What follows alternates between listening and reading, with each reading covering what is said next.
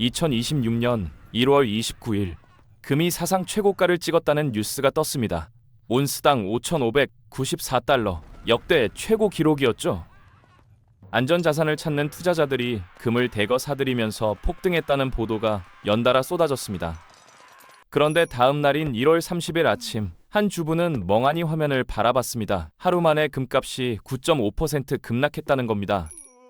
분명히 어제까지만 해도 금은 가장 안전한 자산이라고 했잖아요. 위기가 오면 금으로 피하라고 모든 전문가들이 입을 모았거든요. 그래서 이 주부도 조금씩 금을 모아왔습니다.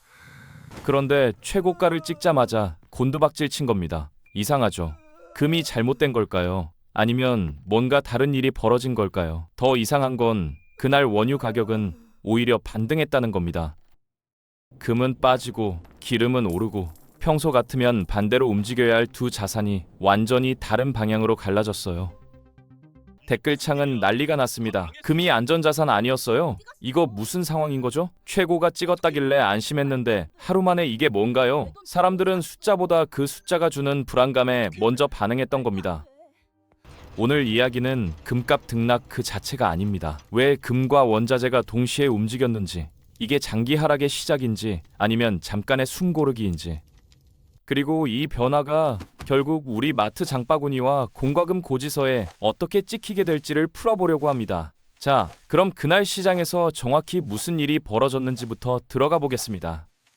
금값이 급락하던 1월 30일, 사실 시장에서는 금만 움직인 게 아니었습니다. 같은 날 원유 가격은 오히려 강하게 반등했고 구리나 알루미늄 같은 산업용 금속들도 요동쳤거든요. 보통 금이 빠지면 다른 원자재도 같이 빠져야 정상인데 이날은 정반대였습니다. 이모 씨는 20년 넘게 무역업을 해온 사람입니다. 그날 아침 뉴스를 보고 바로 느꼈다고 해요. 아, 이건 금이 문제가 아니구나. 돈의 방향이 바뀌고 있구나. 생각해보면 금은 금고에 넣어두면 그만이에요.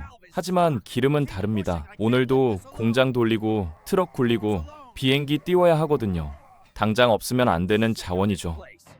시장은 그날 이렇게 판단한 겁니다. 먼 미래의 불안보다 지금 눈앞의 공급이 더 무섭다. 그래서 금에서 빠진 돈이 원유와 산업금속 쪽으로 이동했어요. 뉴스만 보면 금값 하락만 눈에 들어옵니다. 하지만 그 뒤에서는 훨씬 더 큰 판이 움직이고 있었던 거예요. 원자재 시장 전체가 방향을 틀기 시작한 거죠.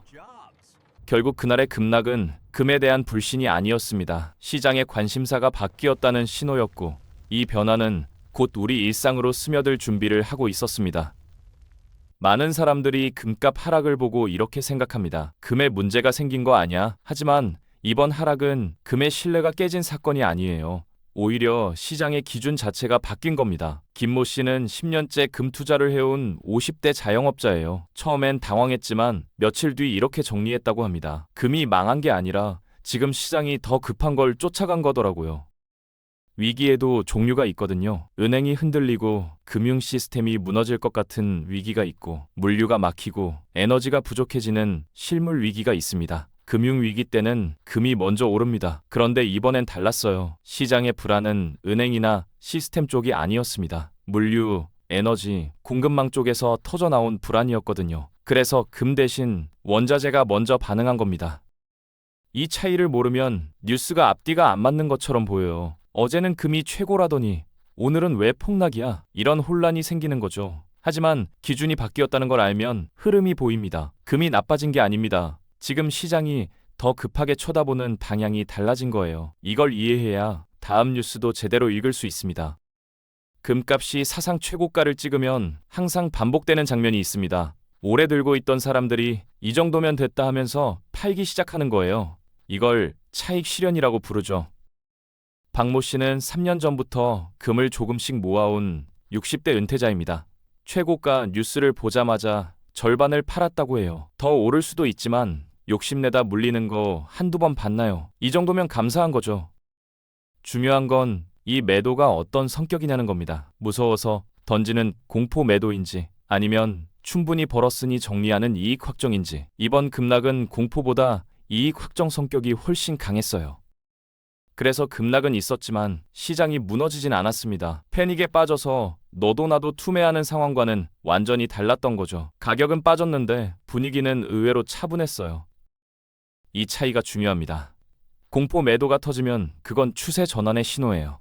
하지만 이익 확정은 잠깐 숨고르기에 가깝거든요. 같은 하락이라도 의미가 완전히 다른 겁니다. 그러니까 금값 급락이라는 제목만 보고 겁먹을 필요는 없습니다. 왜 떨어졌는지, 누가 팔았는지를 봐야 진짜 흐름이 읽히는 거예요. 원자재는 경제의 체온계라는 말이 있습니다. 기름, 구리, 곡물 같은 건 하루만 멈춰도 난리가 나거든요. 공장이 서고, 물류가 막히고, 밥상이 흔들립니다. 반면 금은요? 금고에 가만히 있어도 아무 일도 안 일어나요. 최모 씨는 물류회사를 운영하는 40대 사업가입니다. 그는 금값보다 기름값 뉴스를 먼저 확인한다고 해요. 금이 오르든 내리든 당장 내 트럭은 안 멈춰요. 근데 기름값이 뛰면 그날부터 바로 타격이에요. 그래서 위기의 성격이 실물 쪽으로 갈수록 원자재가 먼저 반응하는 겁니다. 은행이 흔들리면 금이 뛰고 공급망이 흔들리면 기름이 뜁니다. 지금 시장은 후자 쪽을 더 무섭게 보고 있어요. 이건 단순히 돈이 불안하다는 신호가 아닙니다. 생활이 불안해질 수 있다는 신호에 가깝죠. 투자자들의 문제가 아니라 모두의 문제가 될 수 있다는 얘기예요. 요즘 금값 뉴스보다 원유 뉴스가 더 많이 읽히는 이유도 여기 있습니다. 사람들이 본능적으로 느끼고 있는 거예요. 뭐가 진짜 내 생활에 영향을 주는지를요. 이 흐름은 체감 경제와 바로 연결됩니다. 금값이 어떻게 됐는지보다 원자재가 어디로 가는지를 봐야 내 지갑이 보이는 시대가 된 겁니다. 원유 가격이 오르면 뉴스보다 생활비가 먼저 반응합니다. 대부분의 사람들은 이걸 잘 모르고 지나가요. 기름값 올랐다는 뉴스를 봐도 운전 안 하니까 상관없지 하고 넘기거든요. 근데 그게 아닙니다. 정모 씨는 동네에서 작은 식당을 운영하는 50대 자영업자예요. 얼마 전 식자재 업체에서 연락이 왔다고 합니다. 사장님, 다음 달부터 배송비 올라갑니다. 이유를 물었더니 딱 한마디 하더래요. 기름값이요. 운송비가 오르면 연쇄 반응이 시작됩니다. 공장에서 만든 물건을 옮기는데 돈이 더 들고 그 비용은 제품 가격에 붙어요. 전기료도 오르고 포장재 가격도 오릅니다. 기업들은 이걸 혼자 떠안지 않아요. 결국 마트 진열대 가격표가 슬금슬금 바뀝니다. 배달비에 500원이 붙고 점심 메뉴판 숫자가 달라져요. 한두 개씩 바뀌니까 처음엔 잘 모릅니다. 그러다 어느 순간 깨닫죠. 요즘 왜 이렇게 다 비싸지? 그때쯤이면 원유 가격은 이미 한참 전에 움직인 겁니다. 우리가 체감할 때는 이미 2, 3개월 전 시장 상황이 반영된 거예요. 뉴스와 지갑 사이에는 시차가 있습니다. 그래서 금값 하락보다 이쪽이 훨씬 중요해요. 실물 경제의 파급력은 원자재에서 시작되거든요. 금은 안 사도 살 수 있지만 기름값은 피할 수가 없습니다. 사람들이 자주 하는 착각이 있습니다. 금이 떨어지면 이제 위기가 끝났나 보다 하고 안심하는 거예요. 반대로 금이 오르면 큰일 났다, 뭔가 터지려나 보다 하고 긴장하죠. 근데 이게 꼭 맞는 건 아닙니다. 윤모 씨는 경제 유튜브를 즐겨보는 30대 직장인이에요. 금값 급락 뉴스를 보고 안심했다가 며칠 뒤 기름값 오르는 거 보고 혼란스러웠다고 합니다. 금이 빠졌으면 상황이 좋아진 거 아닌가요? 금은 위기의 종류를 구분하지 않습니다. 그냥 불안하면 오르고 안심하면 내린다 정도로만 작동해요. 어떤 종류의 위기인지는 금만 봐서 알 수 없습니다. 그래서 금값만 보고 상황을 판단하면 자꾸 어긋나는 거예요. 이번에는 금융 쪽 위기가 아니었습니다. 은행이 흔들리거나 시스템이 무너지는 그런 상황이 아니었어요. 대신 실물 쪽 압박이 강했죠. 에너지, 물류, 공급망 이쪽에서 신호가 터진 겁니다. 그래서 금 대신 원자재가 앞으로 나선 거예요. 같은 불안이라도 진원지가 다르면 반응하는 자산도 달라집니다. 이걸 모르면 뉴스가 계속 모순처럼 느껴지는 거죠. 중요한 건 하루의 등락이 아닙니다. 어떤 방향으로 흐르고 있는지, 왜 그렇게 움직이는지를 봐야 해요. 숫자보다 맥락이 먼저입니다. 이 뉴스가 터지고 댓글창이 폭발했습니다. 평소 경제 뉴스에는 댓글이 몇십 개 달리면 많은 편이에요. 근데 이날은 수천 개가 쏟아졌어요. 사람들이 그냥 지나치지 못한 거죠. 뭔가 불안했던 겁니다. 한 모 씨는 뉴스 댓글을 습관처럼 읽는 40대 회사원이에요. 그날 댓글 분위기가 평소와 달랐다고 합니다. 보통은 전문가인 척하는 댓글이 많거든요. 근데 그날은 진짜 궁금해서 묻는 사람들이 많았어요. 댓글에는 비슷한 질문이 반복됐습니다. 금이 안전자산 아니었어요? 왜 이렇게 흔들리죠? 최고가 찍었다길래 안심했는데 하루 만에 이게 뭔가요? 그래서 지금 사야 해요? 팔아야 해요? 정보보다 방향을 묻는 글들이었어요. 사람들은 금값 숫자에 반응한 게 아니었습니다. 자기가 믿었던 기준이 흔들린 느낌에 반응한 거예요. 금은 안전하다는 공식이 하루 만에 깨진 것처럼 보였으니까요. 이게 핵심입니다. 뉴스의 파급력은 숫자가 아니라 심리에서 나와요. 9.5% 하락이라는 숫자보다 내가 믿던 게 틀렸나? 라는 불안이 댓글창을 채운 겁니다. 그래서 이 뉴스는 단순한 시세 기사가 아니었어요. 사람들의 불안이 수면 위로 올라온 순간이었습니다. 조회수와 댓글 수가 그걸 증명하고 있었죠. 그럼 금값은 이제 어떻게 봐야 할까요? 이번 하락만 보고 금은 끝났다고 말하는 건 섣부른 판단입니다. 하루 만에 9.5% 빠진 건 충격적이었지만 장기 추세가 무너졌다는 신호는 아직 확인되지 않았거든요. 송모 씨는 15년째 금을 모으고 있는 60대 투자자입니다. 급락 뉴스를 보고도 꿈쩍 안 했다고 해요. 예전에도 이런 적이 있었어요. 출렁이다 결국 다시 올라가더라고요. 하루 이틀 숫자에 휘둘리면 못 버텨요. 다만 달라진 게 있습니다. 예전에 금은 조용한 자산이었어요. 천천히 오르고 천천히 내리고. 그래서 묻어두면 마음이 편했죠. 근데 요즘은 다릅니다. 하루에 10% 가까이 흔들리는 자산이 됐어요. 이건 금이 시장 심리를 더 민감하게 반영하기 시작했다는 뜻입니다. 안전자산이라는 타이틀은 그대로지만 움직임은 훨씬 날카로워진 거예요. 예전처럼 넣어두고 잊어버려도 되는 자산이 아니게 된 거죠. 그래서 이제는 뉴스 제목에 휘둘리면 안 됩니다. 급등이라고 흥분하지 말고, 급락이라고 패닉하지 말고, 왜 움직였는지 그 맥락을 먼저 봐야 해요. 추세보다 맥락이 중요해진 시점입니다. 숫자만 쫓다가는 계속 한 발 늦게 됩니다. 방향을 읽으려면 그 뒤에 숨은 이유를 봐야 해요.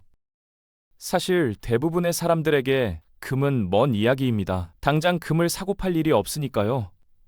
그런데 이 뉴스를 그냥 넘기면 안 되는 이유가 있어요. 금값 움직임 뒤에 숨은 원자재 흐름이 결국 우리 생활비로 연결되기 때문입니다. 장모 씨는 맞벌이 부부인 30대 가장이에요. 최근 들어 부쩍 지출이 신경 쓰인다고 합니다. 월급은 그대로인데 카드값이 자꾸 늘어요. 뭘 더 쓴 것도 아닌데 그냥 다 조금씩 오른 느낌이에요. 이게 바로 원자재 가격 상승이 스며드는 방식입니다. 한 번에 확 오르는 게 아니에요. 전기료 조금, 가스비 조금, 장바구니 물가 조금, 하나하나는 티가 안 나는데 합치면 목을 조여오는 거죠. 특히 고정 지출이 많은 사람일수록 압박이 빨리 옵니다. 월세, 보험료, 통신비, 교육비 이런 건 줄이기가 어렵잖아요. 그래서 줄일 수 있는 데서 줄이기 시작해요. 외식 횟수, 커피값, 택시 대신 버스. 소비 선택이 점점 예민해지는 겁니다. 이거 꼭 사야 하나? 한 번 더 생각하게 되고 다음에 사지 뭐 하고 미루게 되고 이 변화는 천천히 하지만 확실하게 찾아옵니다. 그래서 지금 이 뉴스를 이해하는 게 중요해요.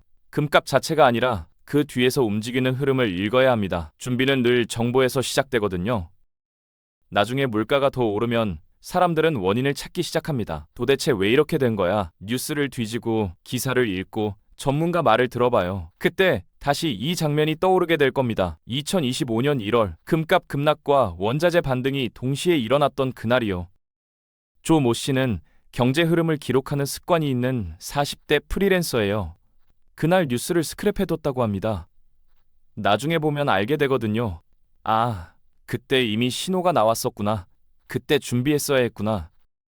경제는 항상 이렇게 움직입니다. 미리 신호를 줘요. 근데 그 순간에는 잘 안 보여요. 뉴스가 너무 많고 숫자가 너무 복잡하고 해석도 제각각이니까요. 그래서 대부분 지나치고 나중에야 후회하게 되는 거죠. 이번 금값 급락도 마찬가지입니다. 지금 당장은 금값이 떨어졌네 하고 넘어갈 수 있어요. 하지만 몇 달 뒤 물가가 더 오르고 생활이 더 팍팍해졌을 때 그때 이 뉴스가 다시 떠오를 겁니다.